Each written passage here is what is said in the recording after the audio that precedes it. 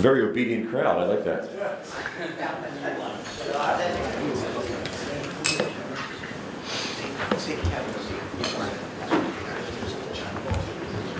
Jim, are we set? Yes. Great.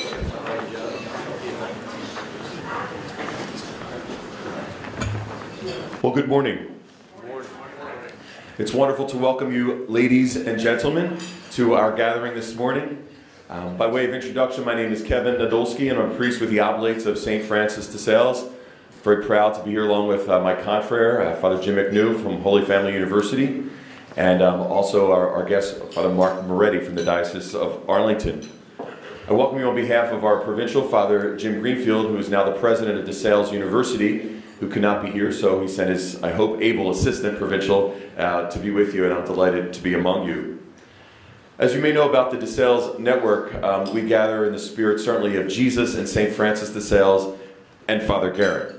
So that's a good collection of men, right? Jesus, St. Francis de Sales, and Father Bill Guerin. He would like that, I think. But he would also be saying, you know, tapping his watch, keep it brief, Kevin, right?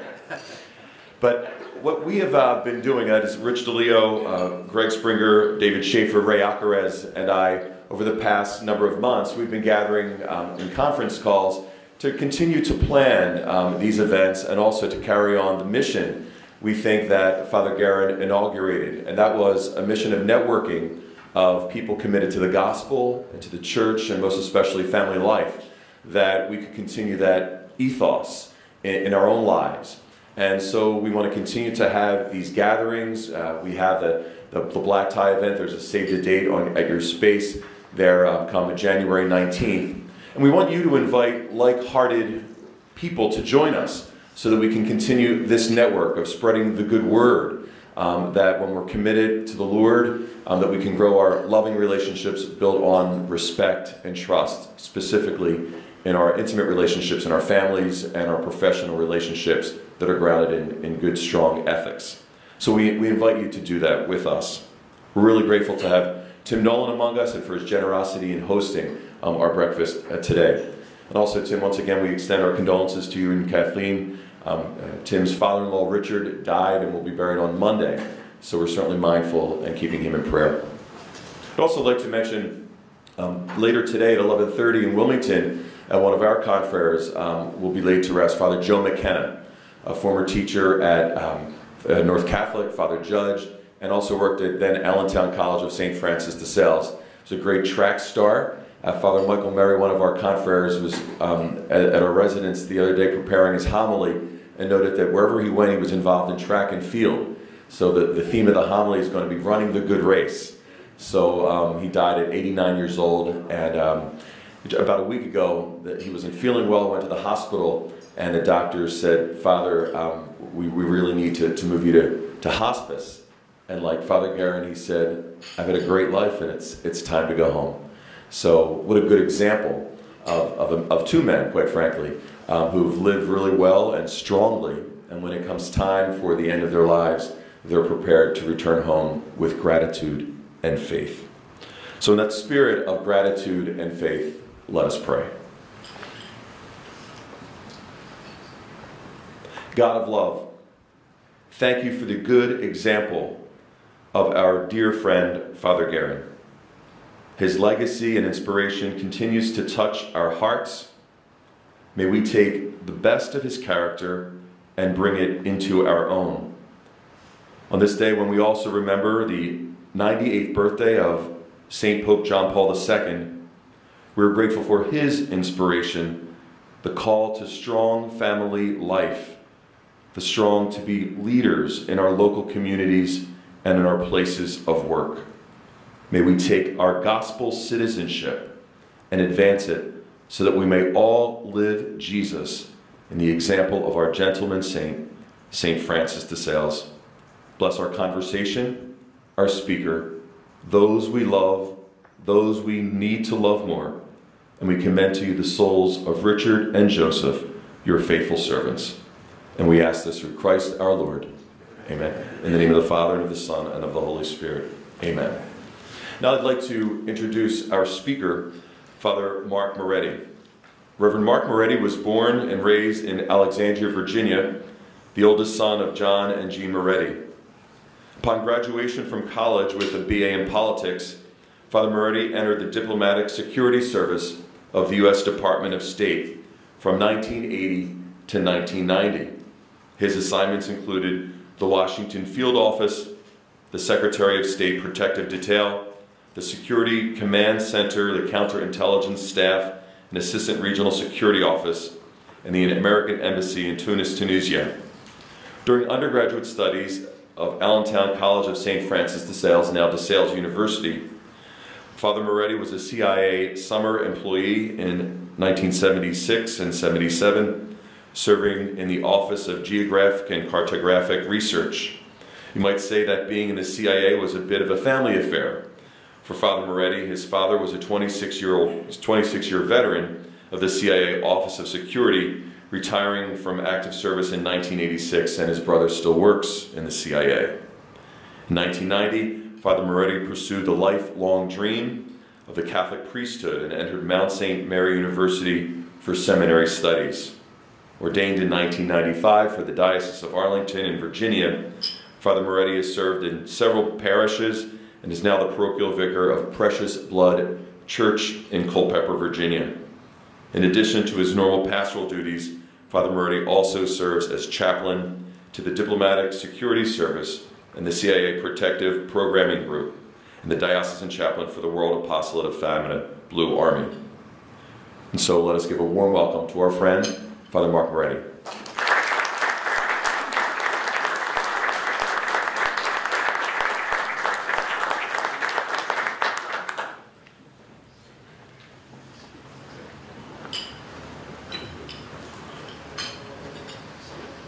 Thank you so much, Father Kevin. That was a really wonderful introduction.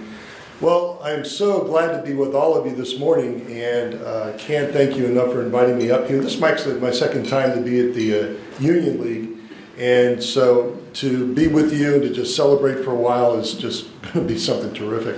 I want to start by thanking Rich DeLeo for being so kind. He was the one that sort of suggested this to me, and as the speaker, and I'm really glad to do that for you. I also want to thank Tim Nolan, of course, for sponsoring this and for organizing this event. I haven't had a chance to meet Father McNew yet, but I want to talk to him now. Good Marine that he is, and we'll certainly have a few chats afterwards. Last night was the preliminary, I guess you might say, for all of us getting together. And so Jimmy Mackin and Rich and myself, we kind of scoped the place out and everything else. Everything worked great. And then something very reminiscent of the movie Casablanca occurred. And a lot of you remember the role of Claude Rains playing Inspector Louis Renault, you know. And whenever anything really crazy happened in Casablanca, he'd always say the same thing: round up the usual suspects. So the usual suspects were Timmy Riley, Mark Moretti, Jimmy Mackin, Frank Cassidy, Al Latour, and we all wound up having a few drinks and going out for dinner, and I really can't thank you enough. It was a great way to kind of step into the beginning of this. I also want to say hi to the youngsters that are here. You young fellas, you're students, right? You fellas, or you're still at the university, or do we have some good? That's fantastic. Very good to have you guys here. I know sometimes you're in older company and you're sort of intimidated. What do I do? You know, what do I say? Don't worry about it. But speaking of older company, I got together recently. I was telling Frank yesterday. I got together recently with some old buddies of mine from Bishop Ireton High School, and we sat around the table and we were catching up and having a few laughs. And all of us have turned 60. And so the first 15 minutes of the conversation was the number of prescription medications that we were taking. You know, the Lipitor and the Losartan and the Metformin and all these other things, you know. And at the end of it, I said, this is absolutely pathetic. I said, 30 years ago, if we were sitting at this table, we'd be talking about the number of girls we were chasing. But instead, here we are now, you know, talking about this thing. But it's a fact of life. It's a reality. And so we're grateful to God for getting us this far. And one of the things we all agreed upon was that God had blessed us with every material blessing that a man could ever ask for, and we don't deserve any of it. And so one of the things that we all agreed upon was the necessity to do the give back. you know. And so I think one of the reasons that we gather at a breakfast like this is sort of that same recognition. And I think Father Guerin was someone who really understood that and made that into something very practical. Let's gather together, let's fellowship, let's talk about how we can do the give back, but at the same time continue to grow in a personal way in our relationship with our Lord. And so that, I think, is terrific. Also, in looking at the university as it is today, and it really has come of age. What do you think, Kevin? I mean, it really is. 50 years more, well, is it more than 50 years, I guess, that is, yeah, 52, that it has really come of age. It really looks great. I've been up there, and I can tell you that. Aside from the world-class academic program that's there, its faithfulness to the church is really what symbolizes the beauty of going to DeSales. I think it's one of the top 10 Catholic universities in the United States for its identified faithfulness to the church. And I believe that a lot of that is due to Father Tom Daly. Tom has just done an amazing job of taking you might say, the spirituality of Francis de Sales and the practical application of that with Blessed Louis Brisson, and bringing that into a modern day context for the boys and the girls that are there at the university. And as parents who want their children, and eventually their grandchildren, to continue to be faithful and strong Catholics, to know that you're sending your child to a university that has that, in my estimation, is a great justice. Because you're paying a lot of money, you know. And the sad thing is, and we've seen many instances of this in this modern era, where kids will go to a well-known Catholic university, but they come out 4 years later and they've lost their faith. And it creates an enormous amount of stress. Whereas the kids that come out of DeSales University, one of the things that they can certainly do is not only have an outstanding education, but at the same time can have their continuation of their faith. A lot of that, I think, has to do with the practical and basic spirituality of Francis de Sales. And if you don't mind this morning, I thought maybe I could talk a little bit about that. But the first thing I want to do is say how nice it is to be in the city of brotherly love. Okay? Good old Philadelphia. And I'm going to say it. I don't want to say it, but I'm going to say it. You guys won the Super Bowl. Yes.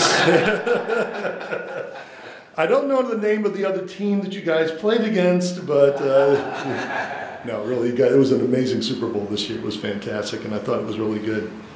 So having said that, and speaking about the practical and the spiritual of this, I thought I'd start with the spiritual side of it first and foremost, and start by telling you that I really do love St. Francis de Sales. And from the time that I was a kid, our family has been imbued with the spirit and the teaching of Francis. My father was born on the feast of St. Francis de Sales. I mean, it was preordained in our family that this was going to happen. We've been friends with the Oblates for more than 50 years in the Moretti family. I look back on the glory days, you know, and I think of all the great Oblates that I've known over the years, and I just think it's amazing. If Francis wrote something, I've had a chance to read it and to let it be part of my own personal spiritual experience with things. And last night, Tim and I and Al and some others, we were talking about the core of Francis's philosophy.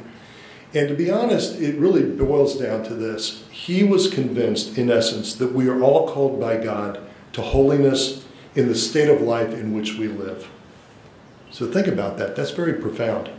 Because writing in his era, the idea was that if you were devoted fully and completely in the religious life, monasteries, convents, or whatever, that was the perfection of religious experience, and then there was everybody else who would kind of follow along. But he was groundbreaking in the sense that, no, that is not limited to the walls of a monastery, but instead is to be shared by all of the people of God. And so who are these people? These are people that are businessmen. They are priests, they are religious, they are doctors and lawyers and retail personnel and whoever they might be, school teachers. Wherever your state of life is, God is calling you to live a life of holiness in that state. And so you are making a difference. You are making a difference each and every day by just being faithful and true in that regard. Francis understood that and shared that with all of the people who were in his diocese. And then, of course, his spiritual successors, all the way down to this very day, have also done the very same thing. And that's why I think DeSales University and all the other, Oblate institutions of learning have done a very, very good job of that. I was very pleased with the time that I was at Bishop Ireton as a preparatory school for Allentown College, which is, I look back on it and say, oh, thank God, 8 years of that. And one funny story to share with you is the spiritual daughters, of course, of the Oblates are the Visitation Convent.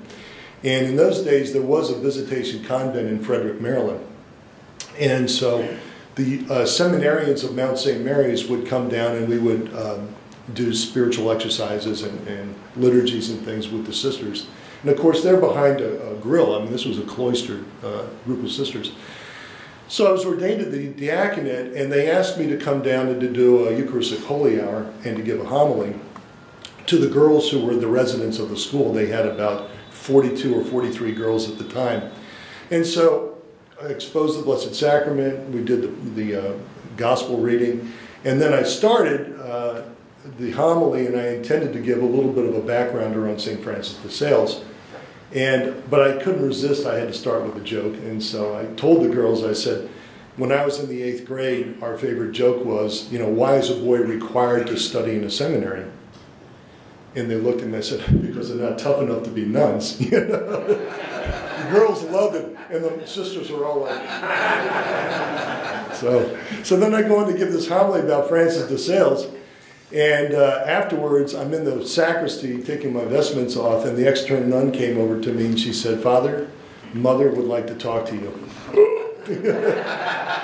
All the guys in here know what that means. It's like you feel your blood, sang-froid, like this is in big trouble. I walked over fully expecting to be scourged, and I'm talking to Mother at the grill gate, and I said, how you doing, Mother? She goes, good. And she said, she's going to criticize this joke, right? She said, where did you learn so much about St. Francis de Sales? And I said, you're not mad at me about the joke? She goes, oh, the joke was great. So we'll laugh about it later on this evening. But she was very impressed. She really was. And the reason is that Francis is accessible.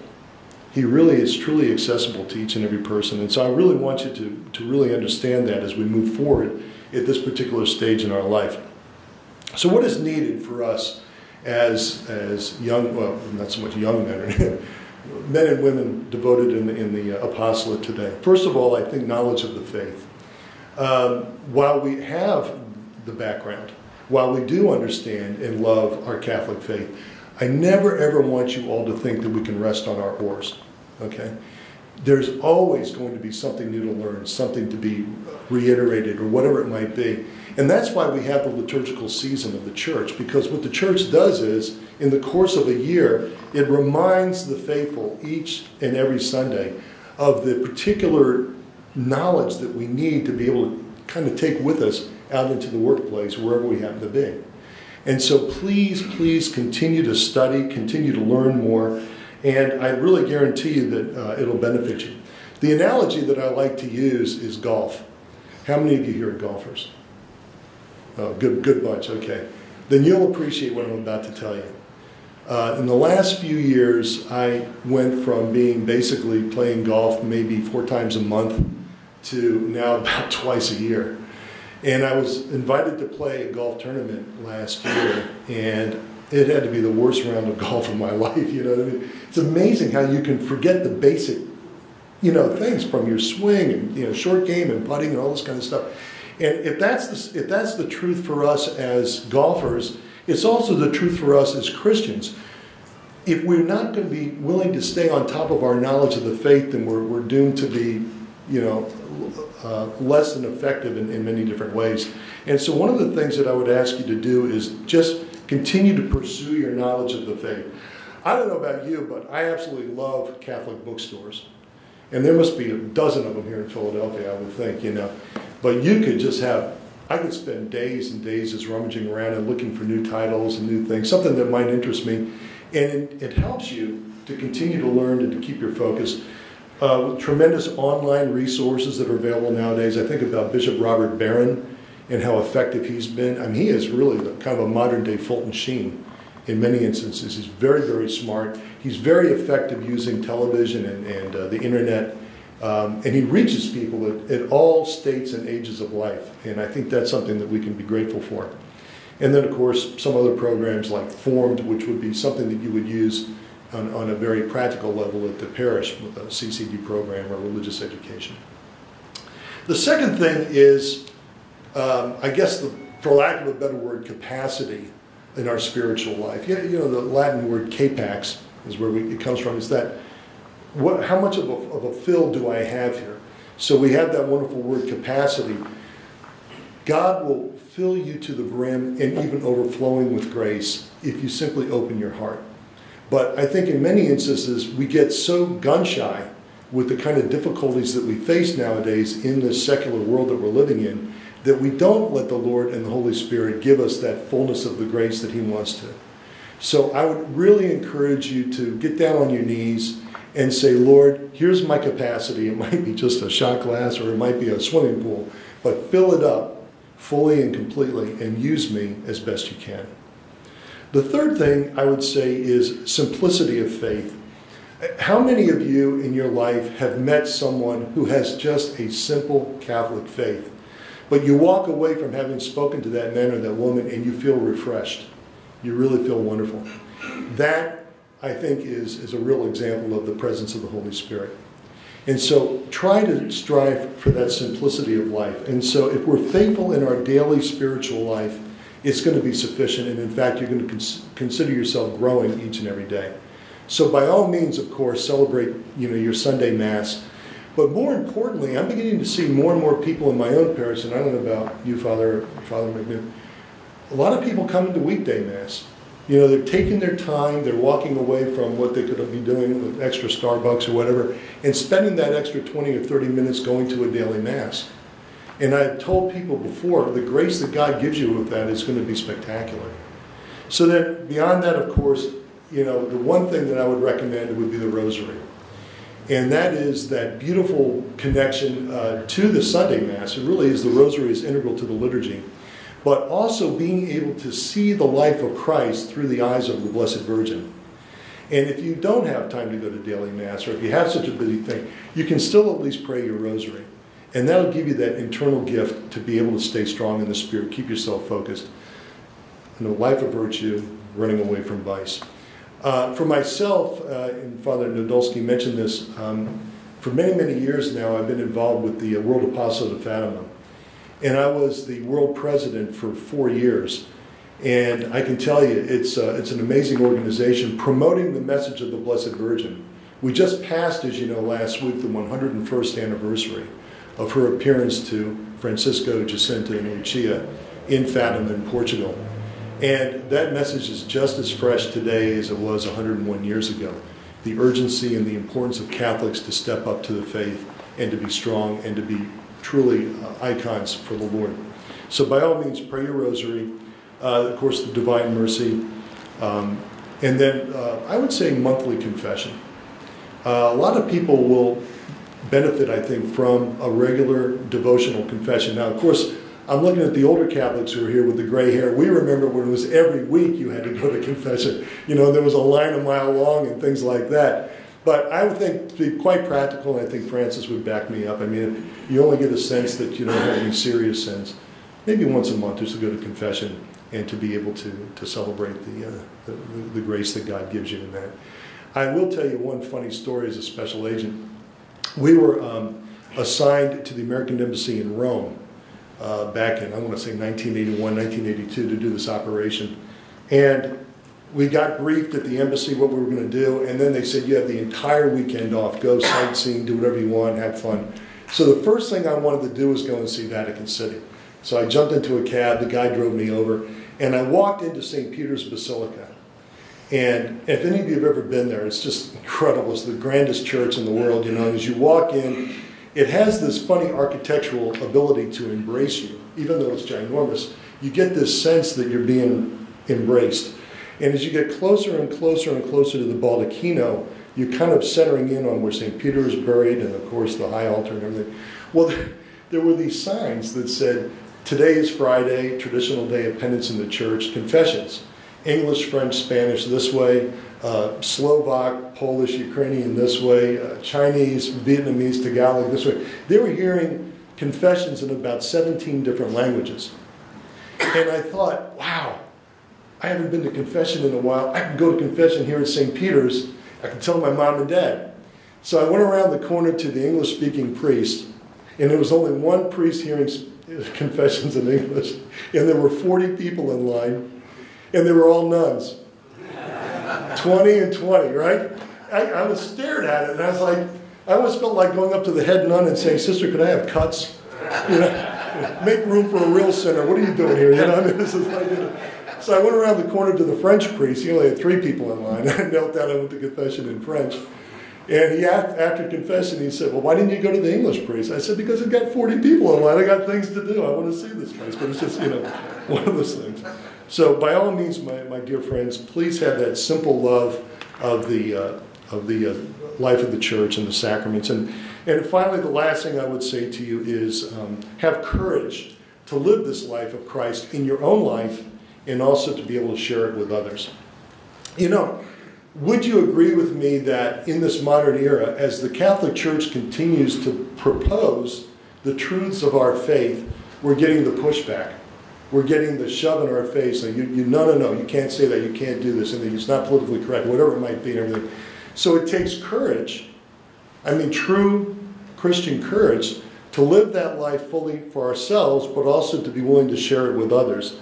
And I always get a kick out of this one cartoon, and it shows this guy coming onto a bus, and he's got this T-shirt on, and it says, "Let me talk to you about Jesus," you know, with capital letters and everything else like that. And at the end, he's talking to his buddy, and he says, "Why are you wearing that T-shirt?" He goes, "Well, it always guarantees me a seat on the bus."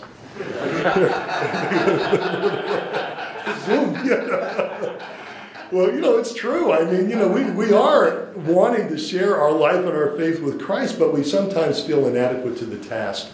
And I understand that. I think that's perfectly reasonable. So one of the things that we have to do is to embrace, in our own little way, some method of apologetics that will make it possible for us to share our faith. Of course, the best way to do it is by our actions. You know, preach the gospel, but use words sparingly. But on the other hand, we do have to get out there and we do have to share the faith with others. St. John Paul II was right. We have to be part of a new evangelization of the Catholic Church and also of the world. And if we do that, I think we'll show that we've been worthy of our baptism and our confirmation. When I went to Mount St. Mary's to study for the priesthood, I sat down with the academic dean, and he looked at my undergraduate credits from Allentown College and was amazed that I graduated from a Catholic college with relatively few credits in philosophy. And so I was required to take a minor in philosophy, which was perfectly fine. And the first course I had to take was St. Thomas Aquinas. And I was fascinated by the scholastic method. For generations, Catholics were trained in that great method where you would have a proposition, and then from that proposition you would then have 3 objections, and then from those 3 objections then into the body of what it was that you wanted to do. So for instance, you would have, let's just think of, well, the Ascension. Okay, we just recently celebrated the Ascension. So the proposition would be whether or not Christ ascended into heaven on his own authority, on his own power. And so the objection would be, no, you know, it's not part of the human nature to just ascend on its own, or, you know, it would be not appropriate to his divine nature, or whatever. You know, so before you could even say why Christ ascended into heaven on his own authority in his glorified body and by the effect of his soul and his will, St. Thomas Aquinas had to be prepared to answer 3 objections. And then you went on to discussions about the resurrection and all these other things, blah, blah, blah.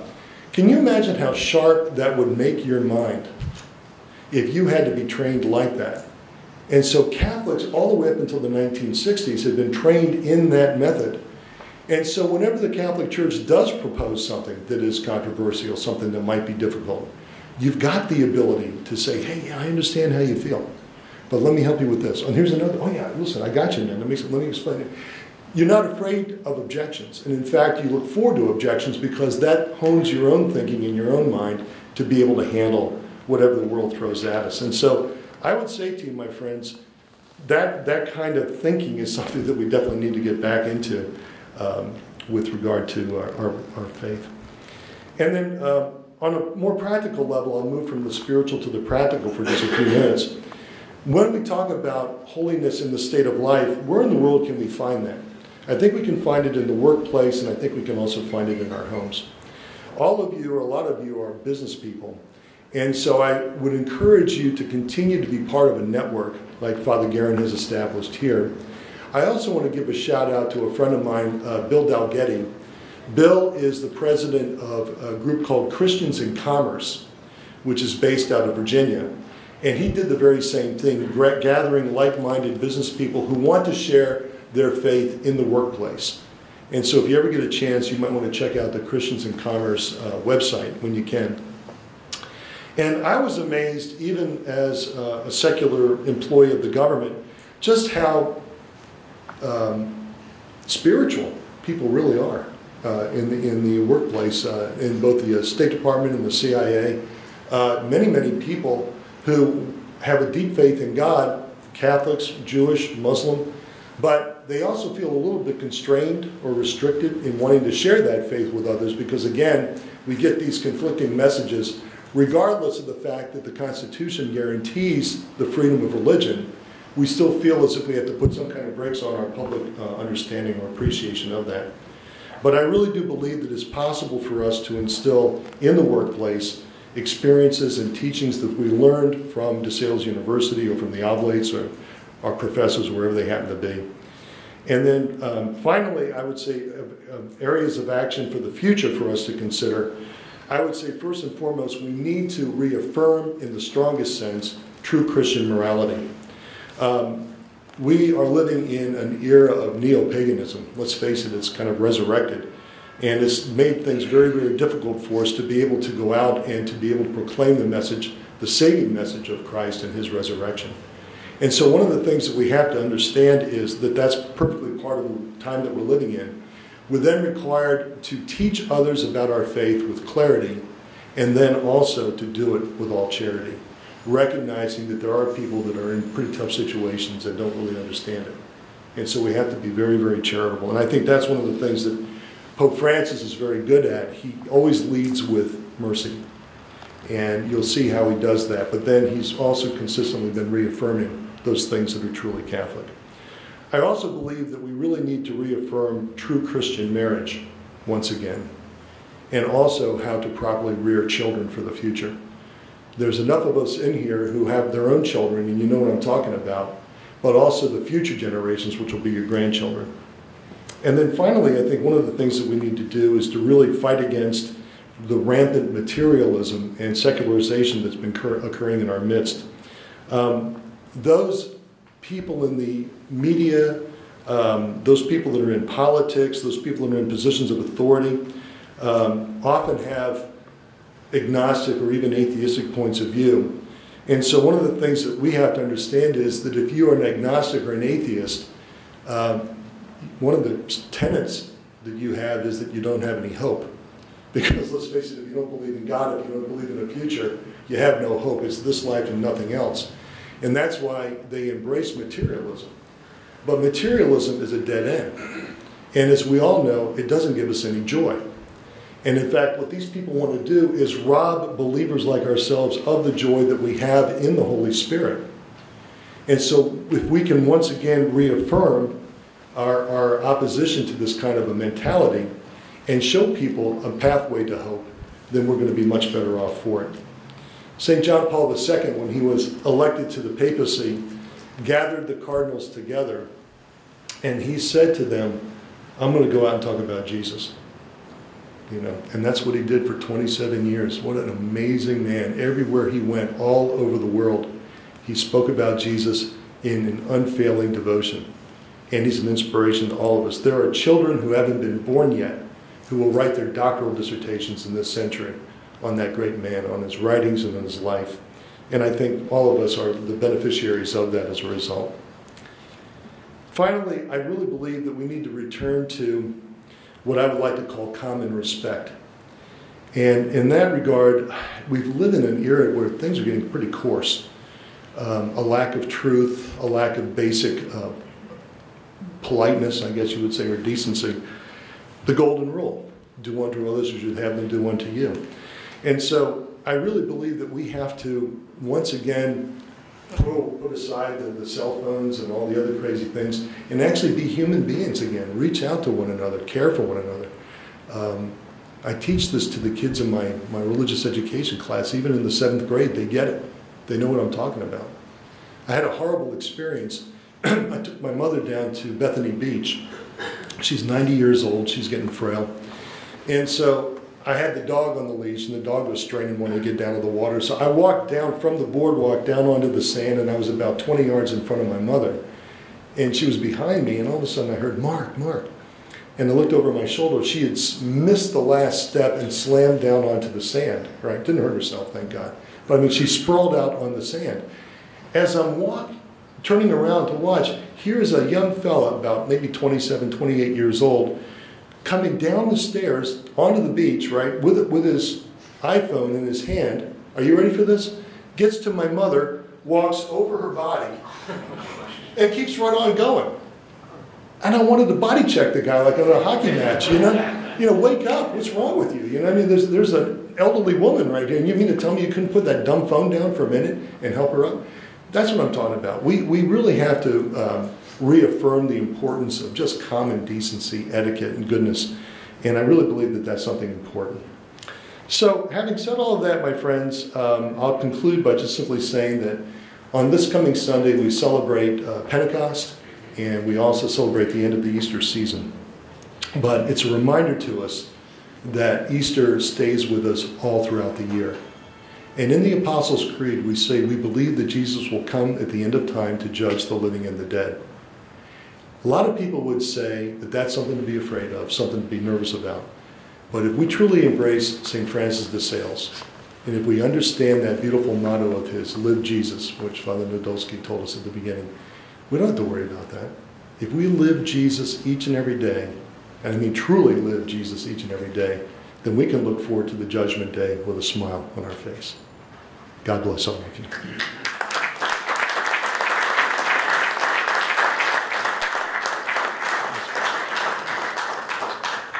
Thank you, Father Mark. Don't go too far away.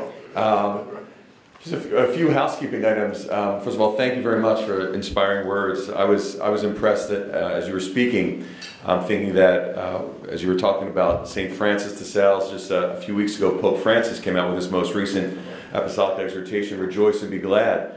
And it's all about holiness. It's kind of Francis de Sales 101, if you will. And in there he says, holiness equals charity. Holiness equals charity. And as you were talking about, sometimes we think to be holy women and men, we need to be more like a monk or a nun or a priest. But to be holy is to be a person of charity. And I think that's all within our reach. And Francis de Sales taught us that. So thanks for that reminder. Mark's going to be available for some Q&A. Where Jim is audio and videotaping us, and that'll be available online. And if you choose to ask a question, but you would rather it not be on the audio, just let us know that, and then we can kind of just remove that portion from the recording. So at this point, we just want to welcome you to have some questions, and maybe Mark can respond with some answers. Thanks. Rich, right. First, thanks for being here, Marco. It really means a lot to the guys, but you know, I just wanted to get your thoughts on, you know, your past life in the CIA. You know, we talk about living your Christian faith and trying to be loyal and how to be a better Christian. But you know, we live in a world where there's, especially in the CIA, you dealt with some people, really bad guys. Oh yeah. Yeah, you saw the face of evil. I mean, we have people that kill women and children. And how do you be a faithful Catholic when you know that the person who you are dealing with has no morals, has no ethics, and will easily stick a knife in your back if you didn't have, right, you know, your eye on him? So how do you sort of make? Well, we're required. As the question that Rich asked was, how do we respond in the workplace? I guess whether it was with myself or wherever you might be, with an individual who's amoral and doesn't have a solid basis in truth or in goodness or decency. And that's a big challenge nowadays, Rich. There's no question about it. I think one of the things is that we're required to act.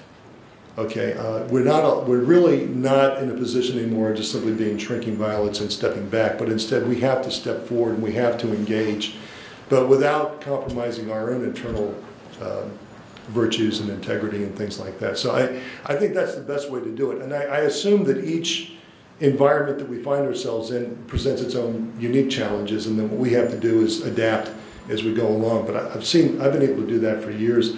You start off as a young person, and of course you make your mistakes along the way, but then you learn from those, and then they continue to grow and get better. So yeah, I would say the main thing is not to be shy, but to act, and to act strongly and boldly.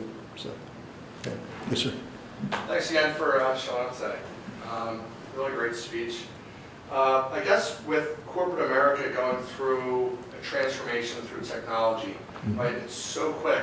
We were talking about it earlier today. Yeah. How does the Catholic Church look to leverage? We talked about lack of truth, communication, collaboration of the overall St. Francis de Sales messaging. How do you think that the Catholic Church can leverage technology with how fast it's moving? Right. Well, first things, the question is, how can the church react to and engage in this hyper-technological world that we're living in? I would say first and foremost, we've been around for 2,000 years. So we've got a long track record of dealing with challenges. The modern era, the technological era, is its own difficulty or its own challenge, there's no question. Primarily because if it's on the internet, it must be true. No, it's not, you know. So the first thing we need to do is to verify the truth. And never, ever just simply assume because we're dealing with something that's in technology that it's going to be true. So that requires hard work. That requires diligence. All of us went through the difficulty of writing a paper for one of our professors and having to do footnotes in a bibliography. You know, we couldn't just simply write a paper and say this is what it is and you're going to have to deal with it. We had to prove it. You don't have to do that nowadays with the internet. And as a result, I can see where businesses are probably setting themselves up for a big failure if they don't do the due diligence and they stay on top of those things. So I think for yourself, in the environment that you're in, be a person who's willing to bore down into the details and make sure that you found the truth, make sure you understand what it is. Now that's just in a business setting. Beyond that, as you said, what does the church do? The church can really, really benefit from technology because we can continue to get the Word of God out in many, many different forms. John Paul was brilliant in his use of television and his use of media and how he's able to portray that. We're finding out more and more nowadays how powerful it is with Twitter and with Facebook and with all these other things. Yes, it's a good thing to be able to have. It has its disadvantages too, of course, because we know how the immoral side of the internet and how bad that is. So we have to stay away from that and hold on to what we know to be good. You're welcome, Jim. Yeah. If I can just add to that, I've been listening to Sirius XM, like maybe a lot of us do. Sure. And I didn't even realize it was a Catholic channel until, I don't know, maybe a year or two ago. And I listen to it all the time. Oh, yeah. You know, some of it's funny, some of it's stuff, you know, not staunch, but, you know, very, very holy. Right. And it helps. You know, Absolutely. I can listen to the Beatles channel or I can listen to the Catholic channel. Right. So we all have choices in everything we do. Right. And you can really do that. So the question, of course, from Al was Sirius XM radio and others, are we even aware of the fact that there are these Christian channels and things out there? And in fact, there are, Catholic. And so by all means, tap into those. You get stuck on 676 like I was yesterday. You know, you can just turn that on and listen to it and get a little something that you can benefit from. You learn something new every day. You really do. You know, Timmy. Did you tell the Prince Charles story before? The Prince Charles story? Yeah. Okay, well, I told Timmy his story last night. A lot of you know that there's a royal wedding occurring this weekend. And when Prince Charles, this was before he was even married to Lady Diana, so he was still a bachelor, still single. He would frequently come to the United States and the Department of State would be responsible for protecting him. And so they were always looking for tall, lean agents to mirror him, you know, so we'd kind of blend in with him. So I was always on the detail with him and I got to know him. And one time he attended a prayer service at the National Cathedral and he came back to the British ambassador's residence and he was really tired, he wanted to wake up. And this was late April, but the ambassador had filled up his swimming pool in case the prince wanted to take a few laps. And so he came out and he says, do you think it'd be okay? I said, of course, Your Highness, go ahead. He came out, man, you'd have been proud of him. He stripped off and he jumped in and he took about 20 laps. So afterwards, he came over and he's toweling off and talking to me. And he said, I say, Mark, what do you chaps carry in that attaché case? I said, it's a Uzi submachine gun. And he goes, oh, come on. I said, no, seriously. I said, you want to see it? He goes, oh, can I? I said, sure. So I popped it open and I took out the magazine, threw the bolt back, and, just two guys talking guns, for a few minutes. So I forgot, that I was being watched on the closed circuit camera. And so I walked into the command post, and the guys were like, what were you and the Bonnie Prince talking about? I said, we're just talking guns, And so when he eventually is going to be crowned king, I'm going to write him a note and say, don't forget, I was protecting you. I want to get an invitation to your coronation, Hey, Jimmy. Mark, I do have a question. Yes, sir. Yeah. So going back to 1979, Father Bernie Donahue. Bernie. Our God rest his soul. Local science, politics, our senior thesis that you wrote on your topic was Star Wars. Yeah. Defense system. Right. 1979, right? Yeah. So I'm going to use the words forward-thinking, progressive, radical approach, thinking. Yeah, right. So you obviously you're like 10 years ahead of your time.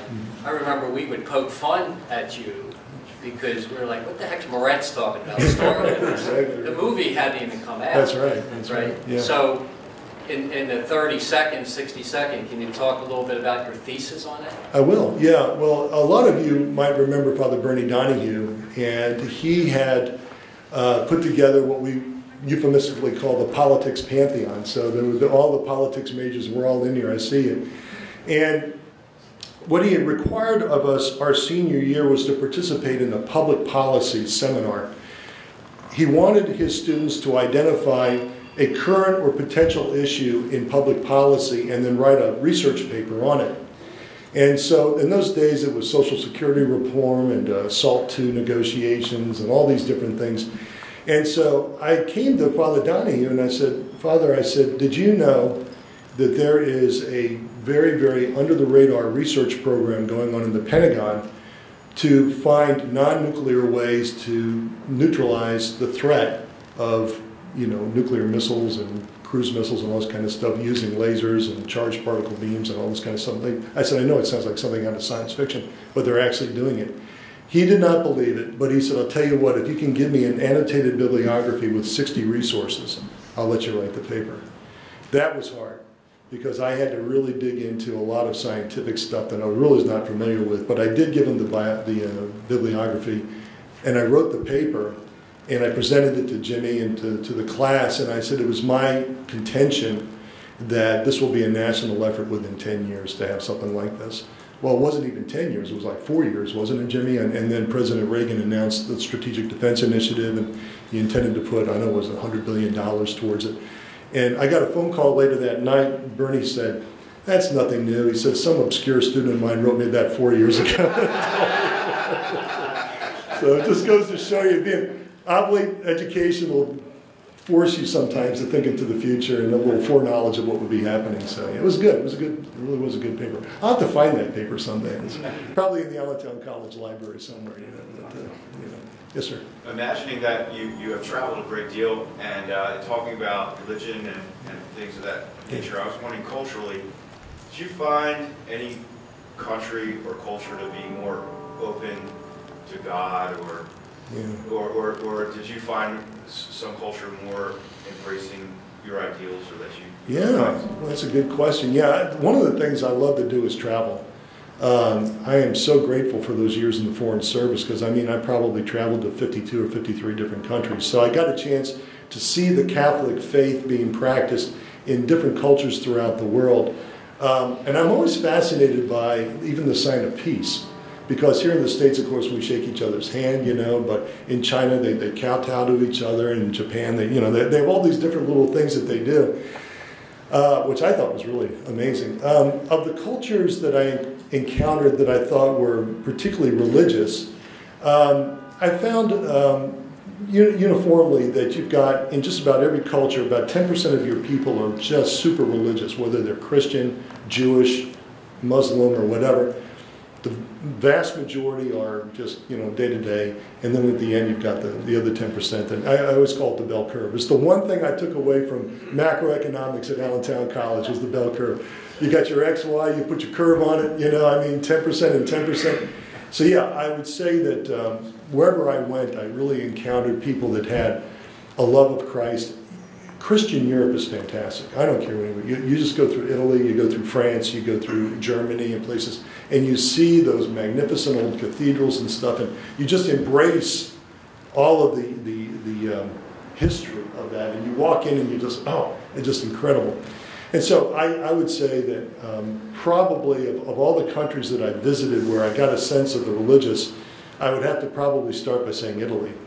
Because the Italians really do love their Catholic faith. But if you drive through Rome, and of course Father Kevin will be there, it's like the sacred and the profane slapped together. You're in front of like St. Paul outside the walls, and you're looking at this beautiful thing, and there's two Italian kids making out on a blanket right there on the lawn there. So it is. You get this clash of cultural realities, but it doesn't stop you from appreciating and loving the religion, that aspect of it.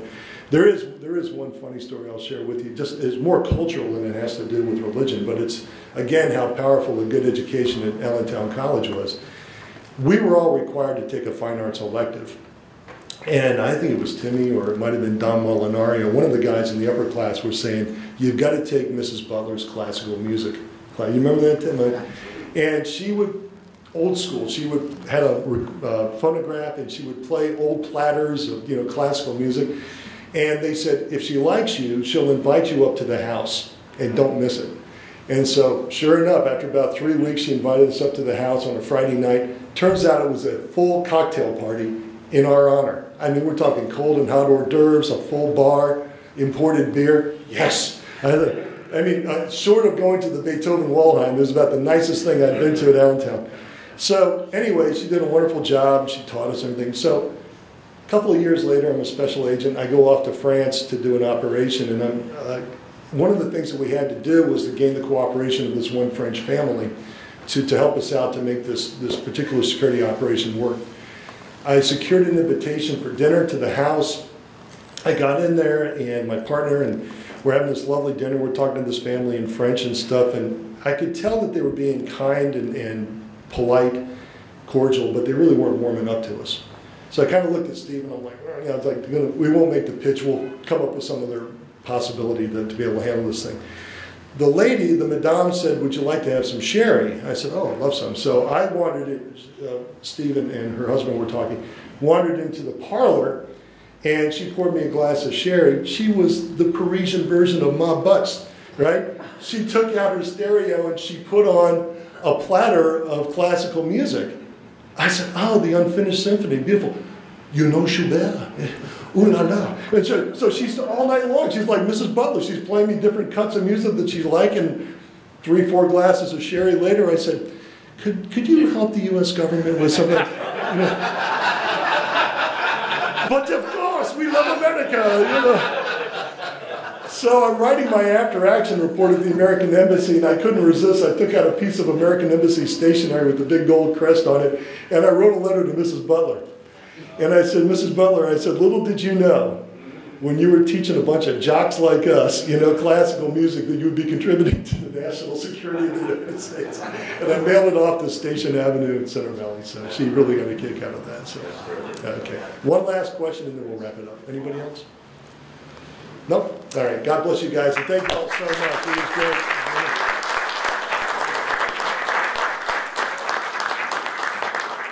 Thank you again, Mark. Before we go, just a few comments. And one is, I think, the most important of all, as an oblate of St. Francis de Sales, we mentioned that Father Joe McKenna died and will be buried later today in hospice. Father Guerin, as you know, certainly at the final days of his life, enjoyed great care at our retirement center. And your generosity is so essential to providing dignified care for our retired oblate priests and brothers. And our gratitude is so vast. So thank you very much for that ongoing kindness and generosity and the assurance of your prayer. So I need to say that for sure. Again, Tim, thank you very much for your generosity today. We also ask you to stay in touch with us. I think Rich and David and Greg and Ray have been doing a fine job of continuing this network and the mission of good people coming together to share the good news in very simple, ordinary ways that make us extraordinary women and men. So we really hope to continue to make that effort. So please stay in touch with us. And as you leave, there's a copy of the DeSales World, which is an Oblate newsletter. There's some different news items about the Oblates and the way in which our mission is going. So as we prepare to leave, let us pray. God of love, we thank you for the wisdom that was shared today, for the spirit that's deep within our hearts.